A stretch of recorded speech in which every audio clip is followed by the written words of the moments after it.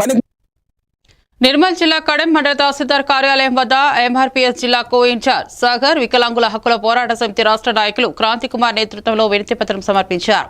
ఎన్నికల ముందు కాంగ్రెస్ ప్రభుత్వం వికలాంగులు, వితంతువులు, ఒంటరి మహిళలు, వృద్ధులకు పెన్షన్లు పెంచుతామని హామీ ఇచ్చి ఇప్పుడు అమలు చేయడం లేదని ఆరోపించారు. వెంటనే పెన్షన్ హామీలు నెరవేర్చాలని డిమాండ్ చేస్తూ పట్టించుకోకపోతే ఉద్యమాన్ని తీవ్రతరం చేస్తామని హెచ్చరించారు.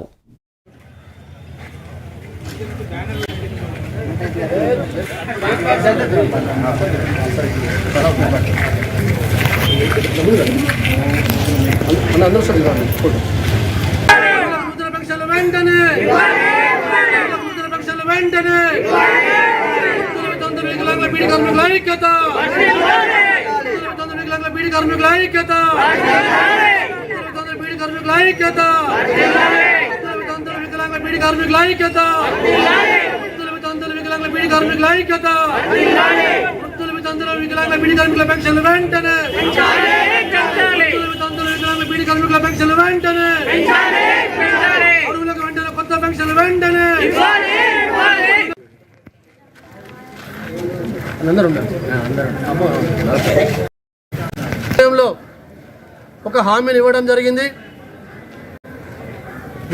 వృద్ధులకు, వికలాంగులకు, వితంతువులకు, బీడి కార్మికులకు ప్రస్తుతం ఉన్నటువంటి పెన్షన్లు 4,000 రూపాయలు 6,000 చేస్తాం, 2,000 రూపాయల పెన్షన్ను 4,000 రూపాయలు చేస్తామని చెప్పేసి, అట్లనే కొత్త పెన్షన్లు వెంటనే అధికారంలోకి వచ్చిన తర్వాత వెంటనే అమలు చేస్తామని చెప్పేసి మరి ఈనాడు వచ్చినటువంటి రాష్ట్ర ముఖ్యమంత్రి రేవంత్ రెడ్డి గారు ఎన్నికల సమయంలో హామీ ఇవ్వడం జరిగింది.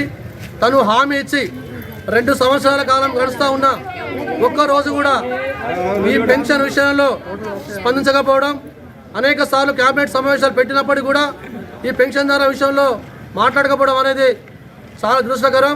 ఈ రాష్ట్రంలో రేవంత్ రెడ్డి గారు మాట నమ్మి 60 లక్షల మంది మరి పెన్షన్దారులు ఎవరైతే ఇవాళ ఓట్లు వేస్తే తాను ముఖ్యమంత్రి పదవి చేపట్టి ఇవాళ పెన్షన్ పెంచిస్తామని చెప్పేసి మాట ఇచ్చి మోసం చేస్తే ఇవాళ అడగవలసిన ప్రతిపక్షం కూడా మరి అడగకుండా మౌనంగా ఉండడం అనేది చాలా దురదృష్టకరం. కాబట్టి ఒక పేద బిడ్డ అయినటువంటి పేద వర్గాల కోసం ఎవరైతే పెన్షన్దారు తీసుకునే వాళ్ళందరూ కూడా పేద వర్గాల బిడ్డలు కాబట్టి పేద వర్గాల కోసం పేద వర్గాలకు సంబంధించిన బిడ్డ మరి గౌరవ మందకృష్ణ మాదిగన్న గారు ఇవాళ రాష్ట్ర వ్యాప్తంగా ఈ కార్యక్రమాన్ని చేపట్టడం జరిగింది.